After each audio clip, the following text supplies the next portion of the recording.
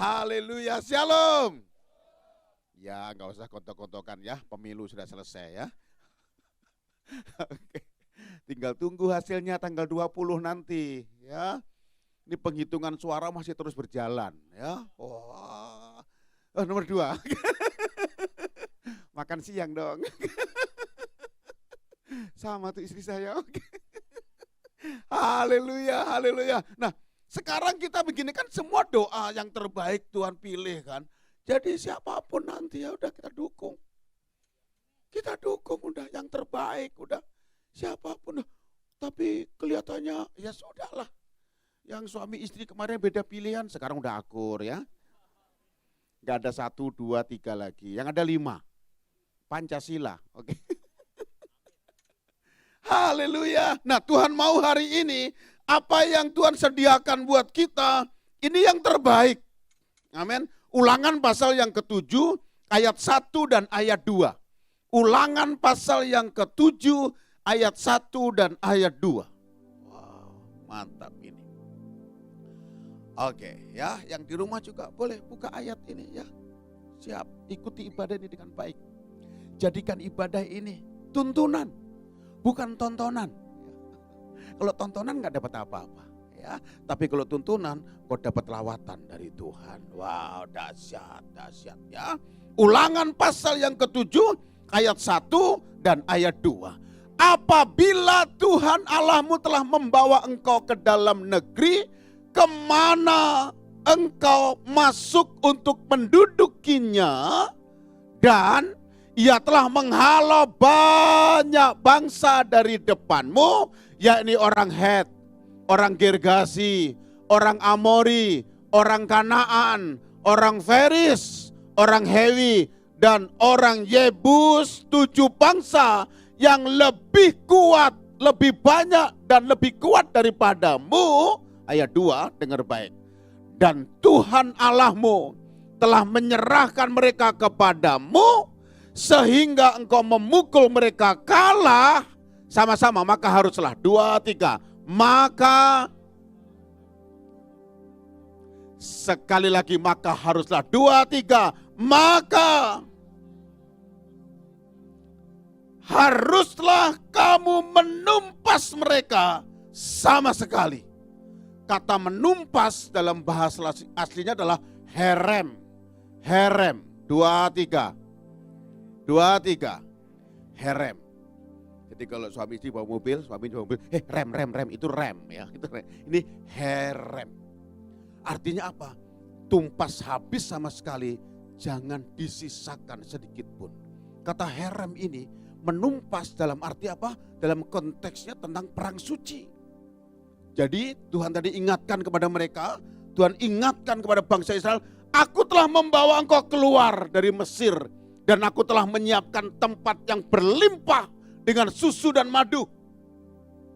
Masih ingat arti susu dan madu waktu itu ya? Saya pernah bahas, saya pernah khotbah waktu itu.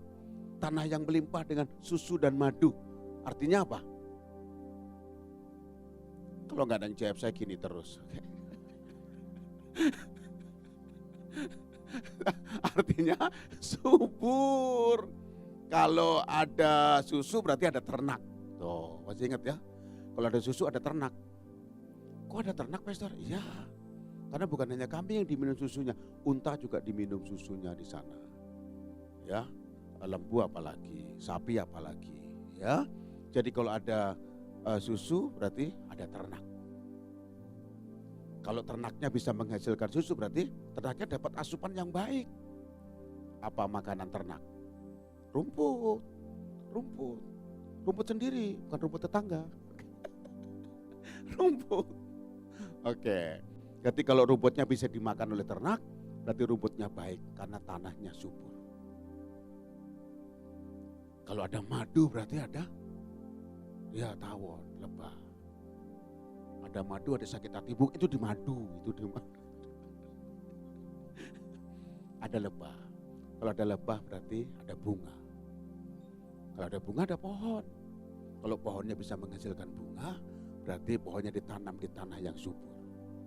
Aku telah membawa engkau keluar dari Mesir dan aku menempatkan engkau di tanah yang berlimpah dengan susu dan madu. Bukan hanya itu, aku memberikan tempat itu dan aku membersihkan dari orang-orang yang lebih kuat dan lebih banyak daripada engkau. Makanya lihat baik ya. Ketika aku sudah membawa engkau keluar dan aku menempatkan ke negeri yang baik, itu sebabnya ayat 2 tadi berkata begini, janganlah engkau mengikat perjanjian dengan mereka. Tuh, kalau dalam bahasa Indonesia terjemahan TB1, saya baca TB2 ya. TB1 ngomong gini, janganlah engkau mengadakan perjanjian dengan mereka dan janganlah engkau mengasihani mereka. Ayat 2 di sini ngomongnya begini. Ya, janganlah engkau mengikat perjanjian dengan mereka dan atau janganlah engkau mengasihani mereka. Jadi 7 bangsa yang kuat tadi Tuhan sudah halaukan.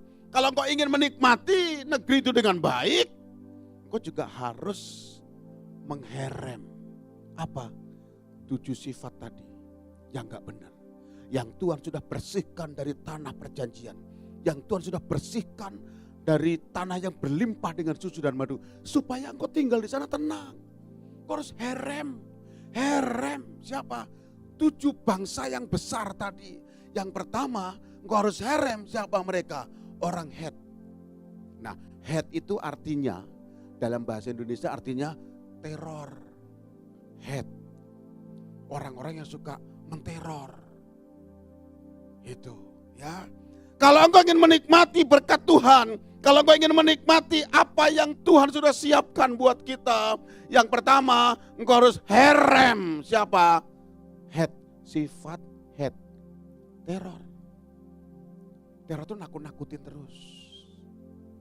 Ya, oh enggak pastor, kehadiran saya di keluarga mah diharapkan oleh anak-anak dan istri saya bagus. Tapi ada juga anak-anak yang takut lihat papanya. Takut, bukan hormat, takut. Kalau papanya pergi kerja, anaknya girang banget udah. Wah seneng, papa udah pergi ya, mau udah puji Tuhan. Pak jangan balik-balik ya coba. Anak bisa main di ruang tamu. Begitu sore dengar suara motor, suara kendaraan papanya. Anaknya masuk kamar masing-masing. Mamanya bingung. Kenapa masuk semua nak? Emang siapa yang datang? Teroris. Het. Engkau sebagai pimpinan, kalau kehadiranmu sangat menakutkan, pasti kerjaan gak beres. Ya, orang tua, kehadiranmu harus dinantikan oleh anak-anak. Anak-anak nyaman di rumah. Ada papa, ada mama yang bisa melindungi. Tuhan katakan jangan engkau mengikat perjanjian dengan mereka. Jangan ada sifat-sifat itu. Kalau engkau ingin menikmati tanah perjanjian dengan baik, herem. Siapa? Het. Herem. Tumpas habis sampai ke akar-akarnya. Jangan kehadiranmu menakutkan terus. Wah ngeri. Wah tapi kerjaan saya emang begitu pak. Apa? Debt collector.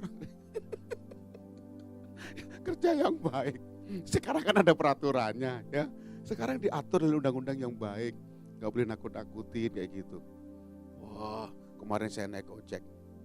Mau pelayanan di ujung Menteng Bekasi.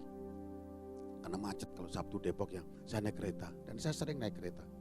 Begitu turun di stasiun Cakung, udah itu ada ojek pangkalan yang marah-marah sama saya. Saya nggak tahu karena saya pertama kali di stasiun Cakung.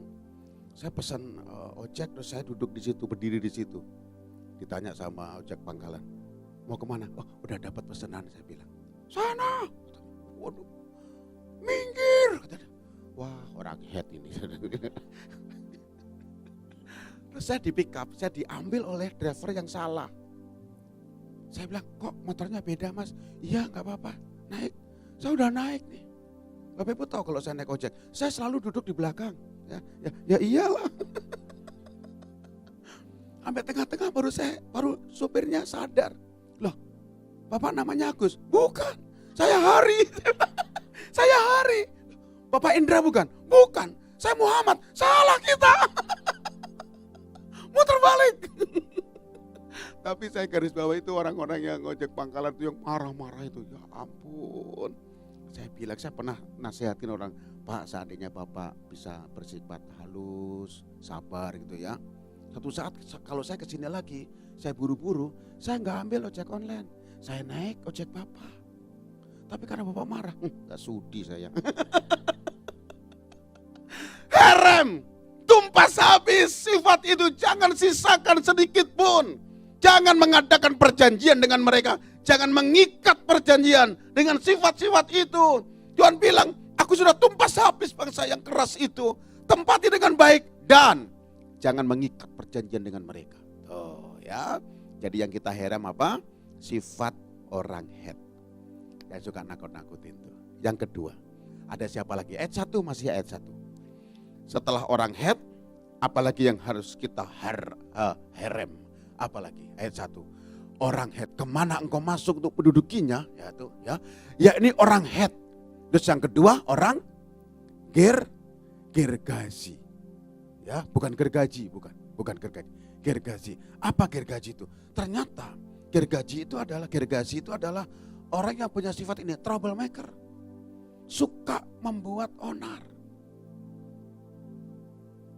Di mana ada orang itu, gergaji, di situ ada keonaran. Di mana ada orang itu, waduh, pasti ada masalah muncul. Ada masalah muncul.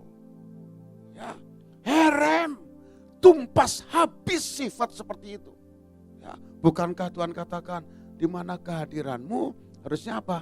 Nama Tuhan dimuliakan. Amin. Ini troublemaker, pembuat masalah. Mungkin gitu ya, di sebuah perusahaan atau di kantor gitu. Ada satu yang kayak gitu. Kenapa ketemu orang gitu terus ya?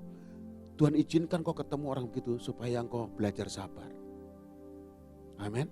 Dan orang-orang yang troublemaker ini dengar baik. Ya, herem.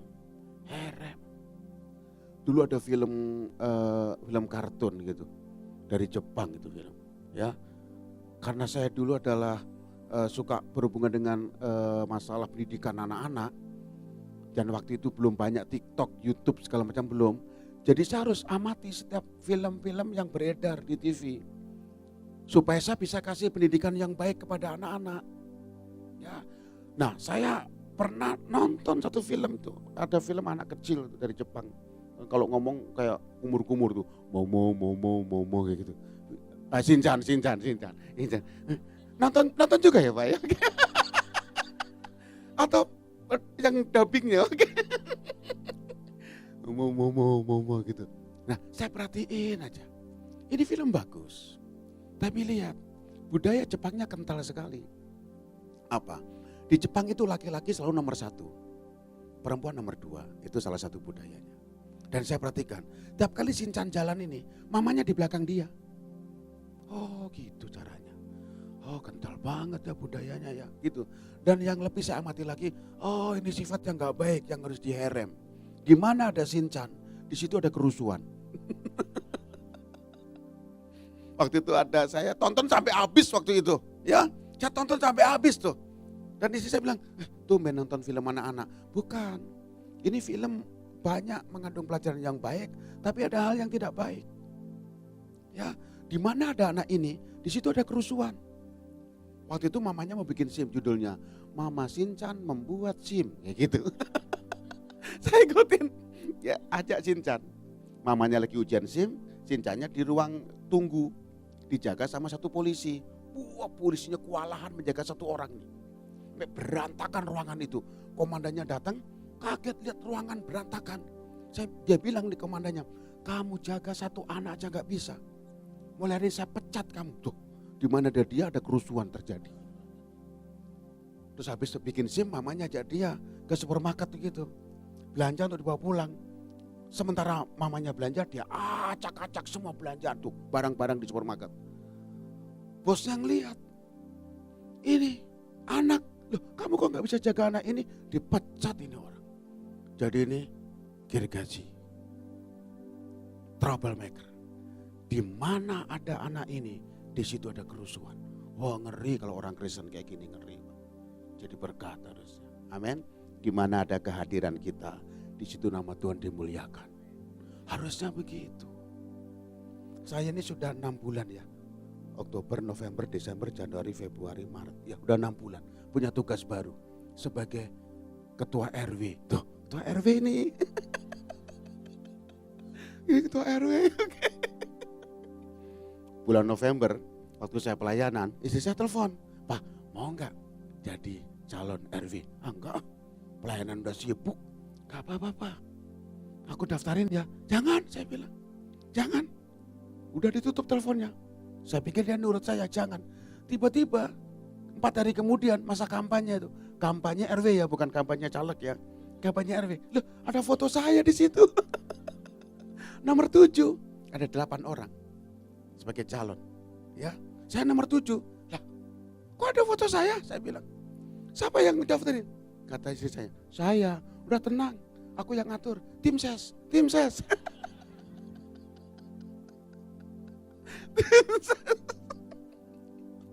Tapi gak keluar uang banyak ya. Saya bilang gak apa-apa lah, nomor 7 gak jadilah, saya bilang. Santai aja saya, ya. Kampanye di mana? Saya gak ikutan. 2 minggu masa kampanye itu. Saya gak ikut-ikutan, saya jalan aja pelayanan. Tapi saya gak tahu istri saya mungkin gerilya.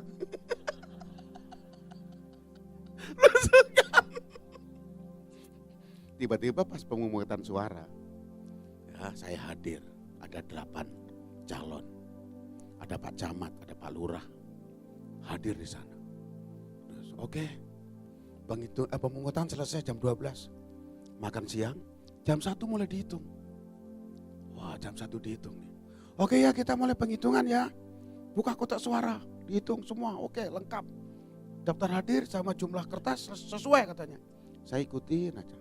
Terus saya doa gini, Tuhan, kalau kertas pertama dibuka nama saya menang, saya bilang. Udah, pokoknya gitu aja. Waktu saya masuk ke tempat pemungutan suara itu, ternyata pendukung saya banyak banget. Banyak teriak-teriak lagi. Pilih Hari Sembulur, pasti makmur, katanya gitu. Nomor 7, pasti maju, katanya gitu. Ini yang nyanyi, yel-yelnya kuat banget. Sampai calon lain minder itu, gak ada pendukung. Wah, begitu dibuka pertama, Pak Lurah baca, kertas pertama, Hari Sembulur. Ah, sudah, saya bilang, tenang saya. Udah, menang saya udah. Karena sesuai doa saya gitu kan. Yang kedua, Hari Sembulur. Semua orang teriak, Hari Sembulur, pasti makmur. Jadi gitu. Nomor 7, pasti maju. Terus Hari Sembulur. Nomor 7, terus Bapak Ibu. Waduh, melejit itu. Sampai teman saya yang calon juga bilang, Pak, gak usah dihitung lagi, kata dia gitu. Kenapa? Saya belum ada yang pilih. Dan akhirnya, saya menang Bapak Ibu. Pak Lurah bilang gini, oke, pemungutan suara pemilihan RW dimenangkan oleh calon nomor 7. Wow, saya menang telak. 1 putaran. Kalau 13 putaran roboh itu pasti. Tembok Jericho kan. Saya menang. Akhirnya Pak Lurah bilang gini. Oh sudah, karena sudah dimenangkan oleh Pak Hari. Dan Pak Lurah bilang gini. Ternyata ya Pak RW kita yang baru ini, Pak Hari ini adalah pendeta. Kata dia bilang gitu. Terus kita mulai bikin gebrakan. Suruh pidato saya. Oke, pidato perdana dari RW yang baru. Saya maju. Saya berdiam gitu. Assalamualaikum warahmatullahi wabarakatuh. Saya bilang gitu. Ya, salam kebajikan ya. Nama budaya, apa semua disebut lah pokoknya lah. Ya akhirnya saya bilang, saya teriak, Shalom. Saya bilang gitu. Ya karena saya nggak siap menang ya, saya nggak bisa siapin pidato. Saya bilang gitu. Pidato saya nggak banyak-banyak, nggak panjang-panjang ya. Pokoknya terima kasih buat pendukung saya yang sudah memilih saya. Kita akan majukan RW 9 dengan baik. Tiba-tiba ada 1 calon yang maju. Pak, pakai pidato saya aja. Loh dia udah siap menang. Akhirnya kami dinyatakan dan dilantik. Ya, wah, jadi RW saya. Belusukan sama istri. Sampai anak saya bilang ya, adiknya dia bukan Abigail. Papa kalau nggak pelayanan nggak usah keluar-keluar. Kenapa dek? Papa itu RW. Banyak yang cari. Tanda tangan. Banyak banget. Ya, bukan hanya tanda tangan. Orang mulai konseling, mulai ngobrol. Ya, ada pagi-pagi saya jalan nih, mau pelayanan naik kereta nih. Tiba-tiba ada satu ibu nangis bawa anak kecil. Pak RW, ada apa lagi? Saya bilang. Gak punya beras. Oh, gak punya beras. Terus Pak RW ada ke rumah saya mau jalan ini. Ke rumah saya ada istri saya. Ada beras Pak? Enggak, nangis bareng-bareng istri saya.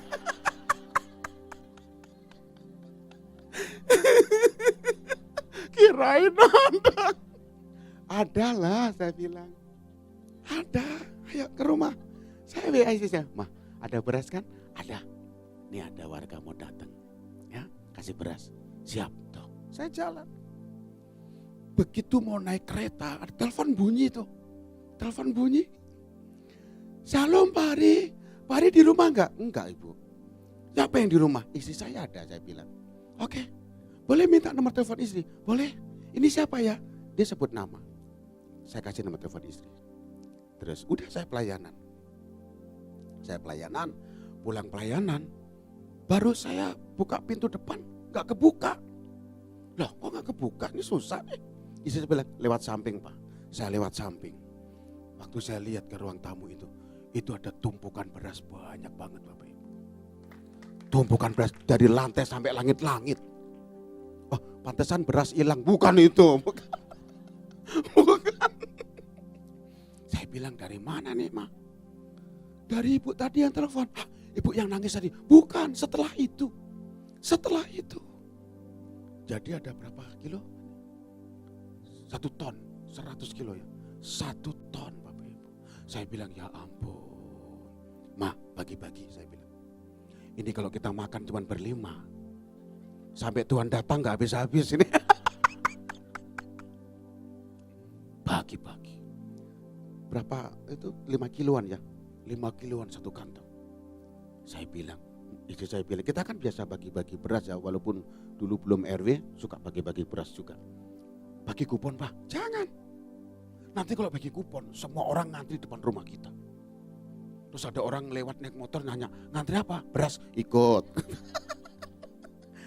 Kita yang keliling. Wah, saya taruh beras di depan motor saya. Ada 7 tumpuk. Beras, saya, beras lagi. Baru istri saya di belakang. Bapak jangan ngebut ya. Kenapa? Nanti saya jatuh. Biarin saya ngebut. Kita bagi-bagi. Waktu itu masa kampanye ya kita bagi ya. Bener kan kalau bagi-bagi masa kampanye gitu. Pak RW nyalek. Kata dia gitu. Enggak Ibu, saya enggak nyalek. Terus saya nyalon. Saya bilang. Partai apa Pak? Enggak ada partai Ibu. Ini dari Tuhan. Ya, makasih Pak RW. Kalau itu anak Tuhan, saya doain mereka. Kalau itu anak Tuhan, warga saya anak Tuhan, saya doa. Kalau enggak ya udah kasih aja. Saya kasih. Jadi kehadiran kita harus jadi berkat. Ini sedang kita proses, kan minggu depan Ramadan, puasa. Kita udah siapin, ada bazar nanti. Sepanjang bulan suci Ramadan. Saya lapor Pak Lurah. Pak Lurah, kita akan bikin acara khusus RW 9 Ramadan. Bazar. Menjelang lebaran, tidak. Dari mulai hari pertama puasa. Saya bikin panggung. Panggung untuk apa? Pak Ari kata Pak Lurah, untuk tausiah. Baca kitab suci Al-Quran. Menjelang buka puasa. Oh gitu Pak Ari. Nanti ada beberapa RW yang punya itu rebana, qasidah, nyanyi. Jadi ngabuburitnya rohani, saya bilang. Kalau orang manggut-manggut. Ya. Ayo, wah ini banyak orang tuh. Banyak orang telepon caleg-caleg tuh. Selamat pagi Pak RW. Wah, ada apa lagi nih? Saya caleg dari oh ya. Pak RW mau bikin pasar murah dong. Gak usah bikin pasar murah. Mau jual minyak nih, bagi aja saya bilang. Tapi gak boleh ada foto kamu. Ya, lah, nanti gimana? Ya, kamu ngomong aja. Jangan lewat Pak RW. Oh, ada lagi yang dari partai lain.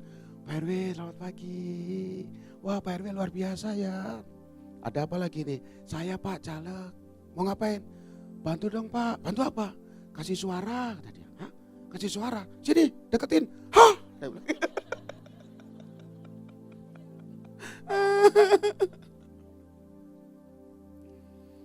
Orang tanda tangan tiap hari. Aneh-aneh tanda tangan. Ada ibu tanda tangan malu-malu minta tanda tangan. Minta tanda tangan apa ibu? Kenapa senyum-senyum?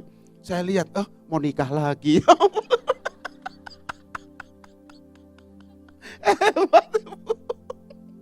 Istri saya bilang, Pak jangan asal tanda tangan. Enggak, kita foto tanda tangan, kita simpan dengan baik ya. Ada seorang dokter kemarin telepon saya. Pak RW kapan bisa ditemuin? Mau ngapain? Mau minta tanda tangan. Buat apa? Mau bangun klinik. Klinik apa? Harus jelas. Setelah saya kasih tahu aturannya, harus izin warga sekitar minimal 10 orang. Izin RT baru ke saya. Saya hargai setiap RT saya. Saya punya 4 RT. Ya, dari 4 ini 3 orang RT anak Tuhan. Orang Kristen. Makanya saya gampang sekali udah ngobrol dengan mereka. Dan 80% warga saya, 6.000 lebih itu, 80%-nya Kristen. Wah, pantas saya kepilih ya.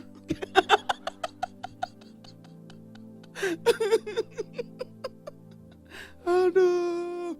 Dan ketika mereka ngobrol kemarin, saya kasih aturan yang baik. Ini kegunaannya untuk apa klinik ini? Ya, dia nggak tahu kalau saya pendeta. Saya ngobrol gitu. Terus saya pakai kalung salib kan dia. Kok Pak RW pakai kalung salib? Pak RW Kristen. Hah? Pendeta. Setelah saya tanda tangan, saya doain. Saya doain dia. Saya doa buat dia. Doa untuk pembangunan klinik itu. Berdoa biar klinik ini nanti klinik sosial yang bisa memberkati RW 09. Saya doakan pemilik, saya doakan semua karyawan kami akan bekerja nanti. Proses pembangunannya berjalan lancar. Ya, dana disiapkan dengan baik. Ketika saya doa gitu, dia nangis. Ini orang nangis. Di sini air mata, ini air keringat di sini ya. Jadi begitu amin, saya tanya, kok nangis? Terharu Pak katanya. Dia tinggal di Bekasi, orang itu. Dia tinggal di Bekasi. Terharu kenapa? Baru kali ini minta tanda tangan RW, dapat bonus berkat luar biasa. Karena dia bilang, dia dulu ibadahnya di GBI Cawang Kompor. Oh, saya kenal pendetanya. Setelah menikah dia pindah ke gereja lain, ya ke GBIB. Gak apa-apa, tetap beribadah. Siapa RW? Dia nelpon terus sekarang. Wah, kehadiran kita harus jadi berkat. Ini penting, sangat penting Bapak Ibu. Herem, siapa? Gergasi. Ya, pembuat owner, Herem. Tumpas habis. Dan kehidupanmu kalau jadi berkat, maka Tuhan katakan, engkau layak tinggal di tanah yang berlimpah dengan susu dan madu.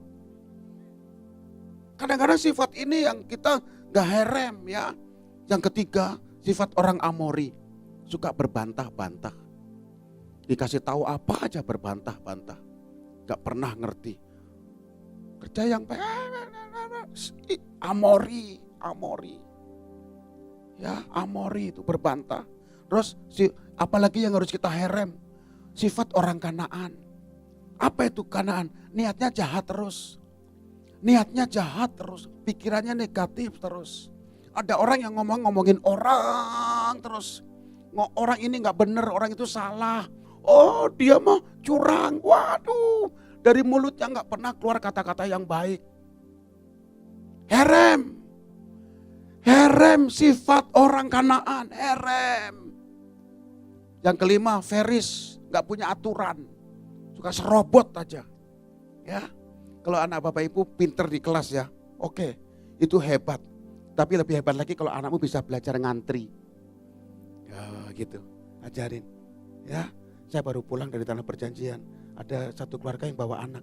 Tapi saya bilang, ya ampun bapaknya gak ngajarin ya. Itu ngantri mau masuk pesawat. Enak. Ya ampun Pak. Dia udah besar. Kalau anak yang umur kecil memang boleh duluan ya. Tapi ini anak besar. Saya bilang, ya ampun, gak diajari dengan baik. Ya, suka serobot. Gak punya aturan. Itu bisa kelihatan loh kalau kita naik kendaraan itu ya. Lampu merah itu ya. Tenang aja, kalau udah merah berhenti. Santai. Dulu saya waktu naik motor gitu. Merah, set berhenti saya. Ya, belakang, din. Saya bilang, merah Bapak. Din. Saya minggir. Silakan. Saya bilang. Wow, gitu. Ya ampun, gak punya aturan, suka terobos begitu. Herem, ya. Kemudian orang heavy, ya herem, sifat heavy, orang heavy. Apa itu? Ngomongnya nyakitin. Tiap kali ngomong nyelekit, orang Jawa bilang, ya heavy. Tuh, orang heavy, orang Feris, orang heavy. Orang Feris itu nggak punya aturan. Orang heavy ini yang ngomongnya suka nyakitin orang lain. Tiap kali ngomong tuh nyelekit. Membuat orang, ya ini ngomongnya nyelekit banget ya. Orang kalau ngomongnya nyelekit, ketemu dengan orang baperan, udah pas itu. Berantem pasti. Pasti berantem udah. Serius. Ngomongnya nyelekitnya, padahal dia enggak. Memang ngomong saya begini, enggak bisa. Kau harus herem itu. Kalau kau ketemu orang baperan, habis itu berantem. Ingat video di kereta itu yang ibu-ibu dipanggil oma sama anak muda di sebelahnya. Betul ya? Itu dia. Tendang tuh anak mudanya. Apa kamu bilang? Kamu panggil saya oma? Hah? Emang udah pantas saya dipanggil oma? Ya ampun. Enggak ibu, ya ampun salah sebut ibu. Enggak, tadi saya dengar kamu panggil saya oma.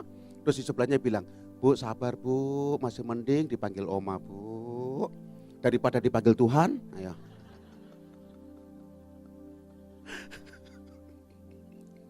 Lebih nyakitin lagi ternyata.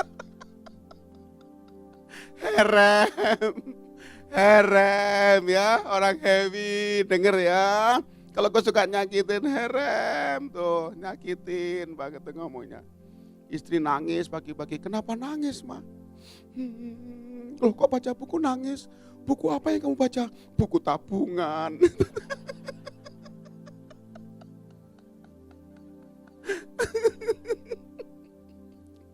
Ampun. Jadi hari ini dengar baik ya. Jadi Tuhan berkata, herem, jangan engkau mengadakan perjanjian dengan mereka. Jangan kau menyimpan sifat-sifat yang harusnya kau herem. Supaya engkau layak tinggal di tanah yang berlimpah dengan susu dan madu. Firman Tuhan katakan, jangan engkau mengadakan perjanjian dengan mereka. Ya, kepada siapa? Orang Het, orang Girgazi, orang Amori, orang Kanaan, ya, yang niatnya jahat terus. Sifat orang Feris yang enggak punya aturan, nyelonong sana, serobot sana, serobot sini. Orang Hewi yang ngomongnya nyakitin, nyelekit, gitu ya. Dan orang Yebus yang terakhir. Siapa Yebus? Apa sifat Yebus? Yebus adalah sifatnya jahat terus, jahat. Kalau tadi merencanakan dan niat jahat, ini sudah jahat banget. Ya, apa-apa dibuat, wah dia pasti mau buat jahat sama saya nih, gitu. Ya, datang tuh Pak RT bawa batu gitu, saya pikir mau marah sama saya. Waduh, apa itu? Tapi saya tenang. Ada apa Pak RT? Pak Ari punya batu jenis kayak gini enggak? Ya ampun Bapak, pagi-pagi ngomong bawa batu. Pak Ari kan mau ke Israel katanya. Dia ngerti itu, dia ngerti. Ya, saya baru pulang kalau Bapak tadi baru kemarin Pak pulang Pak ya. Saya sebulan yang lalu baru pulang. Israel, tanah yang berlimpah dengan susu dan madu. Tapi hari-hari ini sepi banget. Sepi. Orang-orang pada nangis di sana. Terutama orang-orang Palestina nangis. Ayo Pak Ari, bilang sama orang Indonesia datang ke sini banyak-banyak. Saya udah ngomong ke mereka. Tapi beberapa orang takut. Waktu saya ada di sana, saya kan posting tuh di IG saya. Oh saya lagi di Israel. Wah orang-orang tanya, Pastor lagi di Israel. Iya. Gak ada perang, Pastor. Kamu lihat ada gak? Ya gak ada ya. Di mana perangnya, Pastor? Di TV, saya bilang gitu.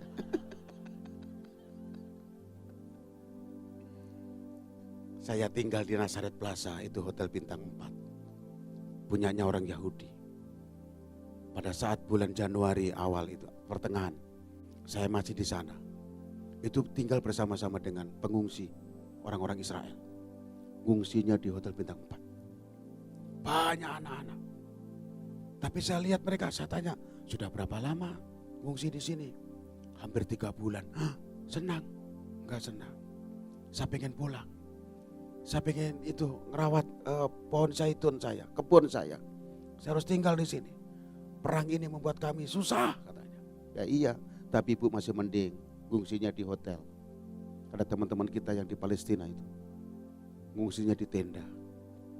Januari, Februari, Maret ini masih sekitar 12 derajat ke bawah. Bayangkan mereka yang ngungsi di tenda, tanpa air bersih, tanpa listrik. Yang di Palestina itu. Kalau yang di Israel sih hotel bintang 5. Wah, kadang-kadang bikin cemburu itu. Ya, bikin iri. Nah, saya mau garis bawah begini. Tanah yang berlimpah dengan susu dan madu ditinggali oleh siapa? Orang-orang yang tidak mengikat perjanjian dengan 7 sifat tadi. Hari ini tanah perjanjian Tuhan berikan kepadamu. Tapi kadang-kadang kita gak bisa menikmati karena kita masih mengadakan perjanjian atau masih menyimpan sifat-sifat dari ke-7 bangsa yang sudah dikalahkan oleh Tuhan tadi. Ya, mungkin hari ini masih tersisa sifat orang Het. Atau engkau berkata, enggak Pastor. Oke, mungkin di mana engkau hadir, engkau jadi pembuat onar. Engkau harus bertobat. Oh enggak Pastor, kehadiran saya ditunggu oleh banyak orang. Keren, bagus. Tapi mungkin tersisa sifat orang Amori. Kau suka berbantah-bantah, kau gak mau disalahkan, gak mau dinasehati, gak mau diluruskan, tapi kau merasa diri benar terus. Nah Tuhan bilang gini, herem, supaya engkau nyaman menikmati berkat-berkat Tuhan. Kalau ada 7 sifat ini yang masih ada dalam hidupmu, Tuhan bilang hari ini, herem, tumpas habis. Supaya apa? Supaya berkat yang Tuhan siapkan buat engkau segera turun. Tundukkan kepala, tundukkan kepala. Kau gak bisa tawar-tawar dengan Yesus. Tuhan katakan, Tuhan Allahmu membawa engkau ke dalam negeri kemana engkau masuk untuk mendudukinya. Artinya apa? Tuhan Yesus membawa kita untuk bisa menikmati berkat-berkatnya. Dan berkat yang kau terima sudah disucikan oleh Yesus. Sudah dibersihkan, layak kau terima. Tapi kadang-kadang kok gak bisa menikmati ya. Kenapa? Karena engkau belum herem ke-7 sifat bangsa yang besar tadi. Yang menduduki tanah Kanaan. Yang menduduki tanah perjanjian. Tanah yang melimpah dengan susu dan madu.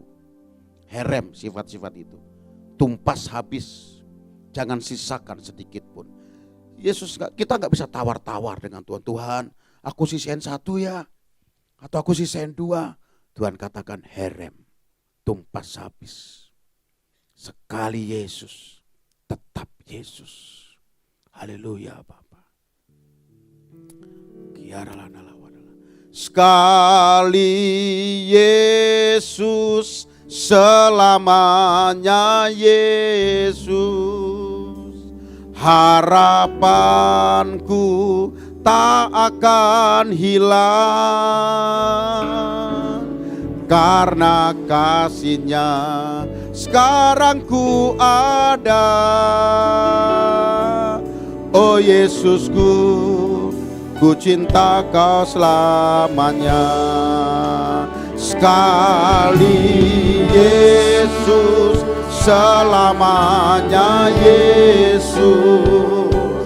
Harapanku tak akan hilang karena kasih-Nya, karena kasih-Nya sekarang ku ada.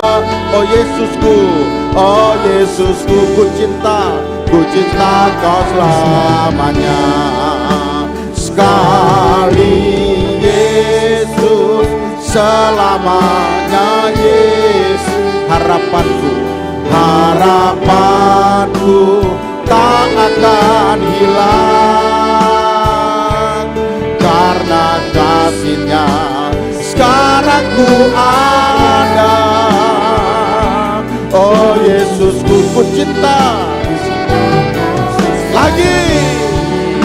Sekali Yesus, selamanya Yesus. Harapanku tak akan hilang, karena kasih-Nya sekarang ku ada. Oh Yesusku, ku cinta Kau. Sekarang jemaat saja.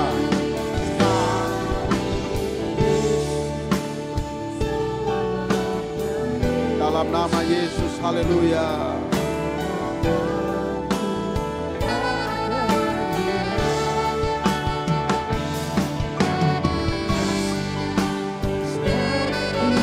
Dalam nama Yesus, haleluya.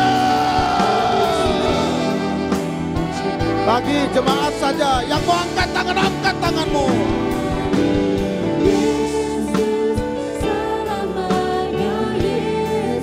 Dalam nama Yesus Tuhan.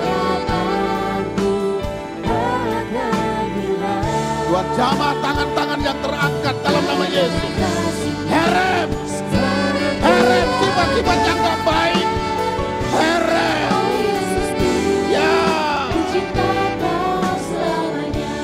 Yang angkat tangan tetap angkat tanganmu. Dalam nama Tuhan Yesus Kristus. Bapa, kalau Engkau mendapati mereka masih mengadakan perjanjian, mengikat perjanjian dengan sifat-sifat yang gak baik, hari ini mereka akan mengherem sifat-sifat itu, supaya mereka bisa menikmati berkat yang Kau siapkan dengan melimpah.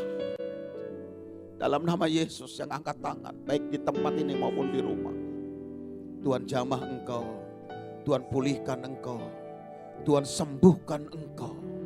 Ekonomimu dipulihkan dalam nama Yesus. Keadaanmu diberkati dalam nama Yesus. Asal Kau mau herem sifat-sifat yang gak berkenan. Dalam nama Tuhan Yesus Kristus, turunkan tangan. Sekali Yesus, selamanya Yesus. Harapanku takkan hilang, karena kasih-Nya sekarang ku ada. Oh Yesusku, ku cinta